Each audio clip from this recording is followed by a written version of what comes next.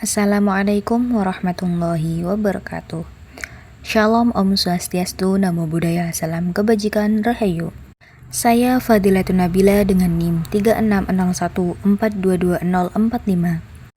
Pada kesempatan kali ini kita akan belajar mengenai motivasi pembelajaran. Video pembelajaran ini dibuat untuk memenuhi tugas mata kuliah Psikologi Pendidikan yang diampu oleh Bapak Imam Sofwan, SPD MPD. Sebelum kita belajar lebih lanjut mengenai motivasi pembelajaran, sebenarnya apa sih motivasi pembelajaran itu? Motivasi pembelajaran sendiri berperan penting untuk mendorong kemauan individu untuk belajar dan mengembangkan pengetahuan serta keterampilannya. Motivasi pembelajaran diibaratkan seperti mesin yang menggerakkan proses pembelajaran, memberikan energi, dan mempengaruhi sejauh mana seorang siswa terlibat dalam pendidikan. Dalam video pembelajaran ini, kita akan membahas mengenai metode pembelajaran konvensional dan digital, serta motivasi pembelajaran intrinsik dan ekstrinsik. Metode pembelajaran dibagi menjadi dua, yaitu metode pembelajaran konvensional dan metode pembelajaran digital. Metode pembelajaran konvensional biasa disebut dengan pembelajaran tradisional. Metode ini biasanya dilakukan dengan pembelajaran tatap muka atau luring. Metode pembelajaran ini sering melibatkan pengajaran langsung, menggunakan buku teks dan papan tulis sebagai media untuk menyampaikan materi pelajaran kepada siswa. Pembelajaran konvensional seringkali bersifat satu arah, di mana guru memberikan informasi kepada siswa, dan siswa kemudian diharapkan untuk memahami dan mengingat materi yang telah disampaikan. Namun, seiring waktu, pendidikan semakin berkembang, sehingga metode pembelajaran konvensional tidak hanya bersifat satu arah, namun bersifat dua arah. Siswa tidak hanya dituntut untuk memahami, namun juga dianjurkan aktif dalam bertanya. Karena dalam evaluasi pembelajaran, jika siswa bertanya kepada guru mengenai suatu yang berhubungan dengan materi yang telah diajarkan, maka dapat disimpulkan bahwa siswa tersebut benar-benar memperhatikan dan sedikit banyak telah memahami materi tersebut. Yang kedua, yaitu metode pembelajaran digital. Metode pembelajaran digital merupakan metode pembelajaran yang menggunakan teknologi komputer dan internet untuk menyampaikan materi pembelajaran. Metode pembelajaran ini biasanya menggunakan media perangkat lunak dan aplikasi mobile atau platform pembelajaran online lainnya untuk menyampaikan materi. Metode pembelajaran digital sering juga disebut sebagai metode pembelajaran daring.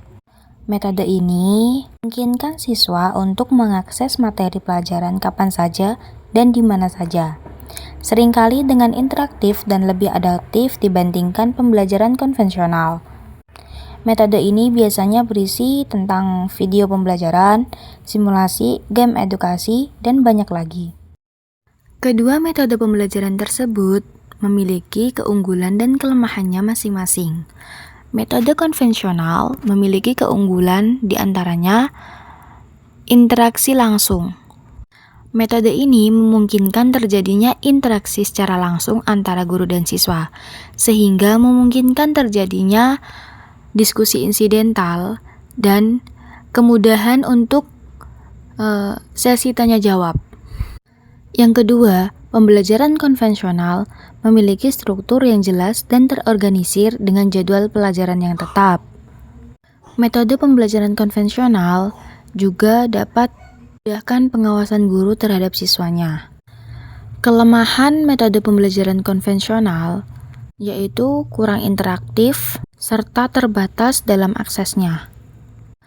Metode pembelajaran digital memiliki keunggulan antara lain aksesnya yang lebih fleksibel, lebih interaktif, serta kemudahan dalam pengukuran dan penilaian. Sedangkan kelemahannya dalam hal aksesibilitas. Karena tidak semua siswa memiliki akses internet atau perangkat yang diperlukan untuk pembelajaran digital, sehingga ada resiko eksklusif bagi beberapa siswa. Hal ini dapat mengganggu pembelajaran siswa. Selain itu, metode pembelajaran digital juga terbatas dalam hal interaksi sosial, potensi ketergantungan, dan tantangan untuk disiplin pribadi. Selanjutnya yaitu motivasi pembelajaran intrinsik dan ekstrinsik. Menurut Edwin Alloc, motivasi belajar adalah hasrat, tekad, atau dorongan yang memotivasi seseorang untuk mencapai tujuan akademis. Tujuan dari motivasi pembelajaran sendiri antara lain 1. Meningkatkan kinerja belajar siswa atau individu. 2. Mendorong pencapaian tujuan pembelajaran yang telah ditetapkan bersama. 3. Mengembangkan minat dan antusiasme terhadap pembelajaran. 4. Meningkatkan kepuasan dalam proses belajar. 5. Meningkatkan kemandirian dalam belajar. 6. Membangun ketahanan dalam menghadapi kesulitan belajar. Jenis-jenis motivasi pembelajaran. Yang pertama ada motivasi pembelajaran intrinsik.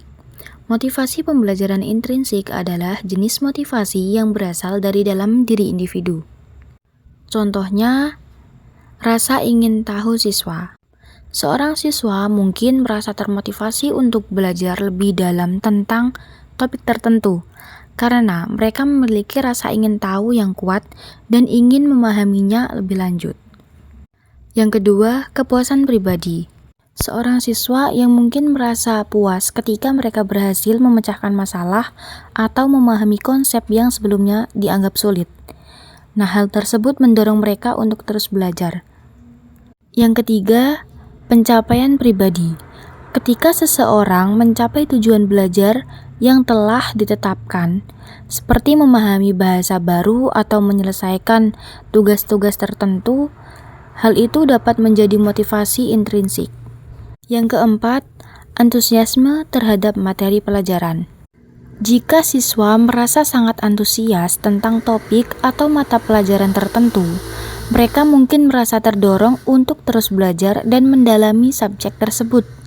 Yang kelima, siswa merasa puas dalam proses pembelajaran tentang apa yang telah dicapainya dan apa yang telah diraihnya.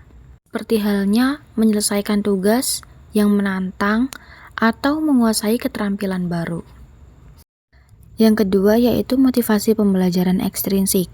Motivasi pembelajaran ekstrinsik adalah jenis motivasi yang berasal dari faktor-faktor eksternal atau yang berasal dari luar individu itu sendiri. Contohnya, yang pertama hadiah materi. Pemberian hadiah atau reward tertentu kepada seorang siswa yang telah mencapai keberhasilan atau yang berhasil meraih prestasinya merupakan dorongan dari luar yang membuat siswa tersebut semakin semangat untuk belajar. Yang kedua, pujian dari guru. Yang ketiga, nilai akademis. Dan yang keempat, hukuman. Yang kelima, persaingan dengan teman. Yang keenam, tekanan dari orang tua. Nah, siswa yang dapat tekanan dari orang tua akan cenderung lebih keras dalam belajar karena tekanan tersebut. Dan yang terakhir, kesempatan karir.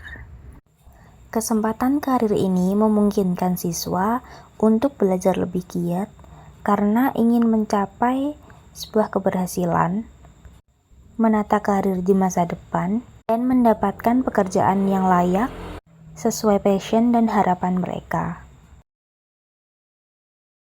Any question? If there is, please share it in the comment columns. Thank you.